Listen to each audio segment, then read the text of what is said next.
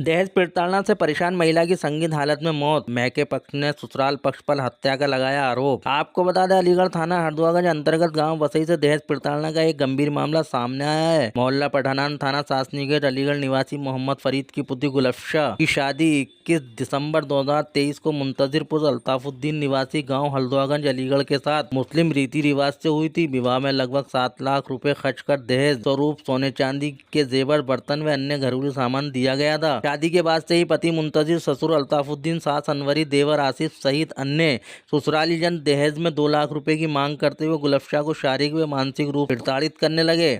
परिजनों का आरोप है कि कई बार बेटी ने मैके आकर आपबीती सुनाई और जान से मारने की धमकी भी दी। करीब 3 माह पूर्व उसे मारपीट कर घर से निकालने की कोशिश की गई, जिसकी शिकायत 112 और थाने में दी गई थी। पीड़ित पक्ष के अनुसार 10 अगस्त 2025 की शाम लगभग 7 बजे ससुरालियों ने गुलफ्शा के साथ मारपीट कर गंभीर रूप से घायल कर दिया। बाद में वह घर के आंगन में मृत पाई गई। मृता के शरीर पर व गले पर चोट के निशान मिले, जिससे परिजनों ने इसे स्पष्ट रूप से हत्या करार दिया है। पीड़ित पिता मोहम्मद फरीद ने थाना बिरवारी से आरोपी पति, ससुर व ससुराली जनों के खिलाफ हत्या का मुकदमा दर्ज कर सख्त कानूनी कार्रवाई की मांग की है। ABL 24 न्यूज से अलीगढ़ ब्यूरो चीफ दिलशाद सेवी की खास रिपोर्ट। ये जो खत्म हुई है वो कौन थी आपकी? वो मेरी मम्मी थी। मम्मी थी। क्या आपके सामने सब कुछ पापा वगैरह ने क्या मामला था, ये बताओ। ये चीज़ की वजह से हुआ था, और जो उनकी सबसे बड़ी बहन थी आसमा नाम की, उन्होंने लड़वाई थी। तो आपके सामने मारते थे मम्मी को? जी मारा था। तो आपने कभी मना नहीं किया उनसे? किसने मारा था? मना करता तो मेरे पीछे लग गए थे, मुझे भी मारने के लिए। सबने मारा था। उनके देव आसिफ, आरिफ, मौसिम, मुन्नू। मम्मी आपकी खत्म हो गई थी जब आप कहाँ थे? मैं घर पर था। ये तो यहीं पे था। यहाँ थे नानी के? जी। ये जो इनका इंतकाल हुआ वो आप उनकी कौन है? ये मेरी सिस्टर है। क्या हुआ था आपकी बहन के साथ? ये मेरी बहन के साथ मर्डर किया गया है। इनका गला काटा गया है, क्योंकि कल मुझसे बात हो रही थी और वो कल रो रही थी, मुझसे बहुत ज़्यादा रो कर बोल रही थी। काटा गया है, घोटा गया है गला दुपट्टे से। फिर मुझसे कह रही थी, शमा ये लोग मुझे बहुत परेशान करते हैं, और कह रही थी कि जो है मुझसे हमेशा डिमांड करते रहते हैं, शमा पैसे ला। ये अपने वो चीज़ ले ली थी हमसे, जो हमने घर में जो चीज़ दी थी इनको, शादी में जो दी थी सोने की, वो सारी चीज़ ले ली थी इन लोगों ने। फिर उसके बाद क्या पापा से डिमांड करवा रहे थे, पैसे नहीं लाएगी तू तो तुझे जो है छोड़ देंगे। और फिर पापा, और एक बार हमने रिकॉर्डिंग भी की थी इनकी सारी बातों की, कि तू जो है ना पैसे ला और नहीं लाएगी तो हम तुझे जान से मार देंगे। उससे मेरी बहन से मर्डर का जो कारण ये पैसों का है या कुछ और कारण है? और दूसरा इनका अफेयर भी था, 2-3 लड़कियों से ये बातें भी करते थे। उन्होंने मेरे पास नंबर भी सेंड किए थे कि शमा ये देखो ये नंबर किस किस के हैं। मैंने उनको बात की और मैंने देखा ये लड़की तो 2-3 लड़की एक लड़की हाथरस की भी थी, उसमें लड़की का मेंशन था उसमें नाम हाथरस का। फिर उसके बाद मैंने अपने भाई को बोल दिया, मैंने भाई इसके बारे में डिटेल निकालो सारा। कहने शमा इसके बारे में देखो, और ना मुझे हर वक्त मारते हैं। जब आते हैं मैं रोटी बना रही होती हूँ, मैं काम करती हूँ, तो कहते हैं कि खाने को तभी मिलेगा तुम्हें जब काम करोगी। आपकी बहन की मौत की खबर किस तरीके से आपके पास आई? ये हमें उसने बताया, उनके दादा लगते हैं मजीद के लड़के। जब आप वहाँ पहुँची तो वो किस पोजीशन पे थी आपकी बहन? ये हम पहुँचे नहीं थे, मैंने देखा नहीं उनको, बस उन्होंने बताया कि तुम्हारी बहन का मर्डर हो चुका है। मेरे भाई गए थे, उन्होंने देखा सर। बहुत ज़्यादा प्रताड़ित करते थे वो इनकी बहन को। बार बार वो आती थी यहाँ पे, बहुत ज़्यादा जुल्म उन पे किया जाता था। वो कभी खुश नहीं रही हैं, और मेन मुद्दा उनका जहेज का ही था। बहुत मारते थे और इतना ज़्यादा जुल्म करते थे, आप उनकी पूरी बॉडी पे देख सकते हैं। उनके रोते हुए कॉल आए बहुत ज़्यादा, और जैसे ही ये लोग वहाँ पहुँचे। जी शिकायत करती थी, टॉर्चर किया जाता उनको तो। जी वो बहुत ज़्यादा शिकायत करती थी। लेकिन आप जानते हैं इंडियन सोसाइटी को होता क्या है कि घरों में लड़कियों के साथ कि चलो हो जाएगा, निभा लो, वो होता रहा। तो आपने कोई कदम क्यों नहीं उठाया? अगर पहले आप कदम उठा लेती तो शायद। जी हाँ बिल्कुल, आप सही कह रहे हैं कि पहले उठाना चाहिए था, लेकिन आप जानते हैं सोसाइटी कोई घर नहीं बिगड़े, बहन भी नहीं चाहती थी कि ना घर बिगड़े मेरा। वही घर बिगड़ने वाला। फिर भी वो खून तो कर देती थी पर घर बिगाड़ने की नहीं सोचती वो कि मेरा घर बिगड़े। क्या चाहते हैं आप लोग? हम ये चाहते हैं कि हमारी बहन को इंसाफ मिलना चाहिए।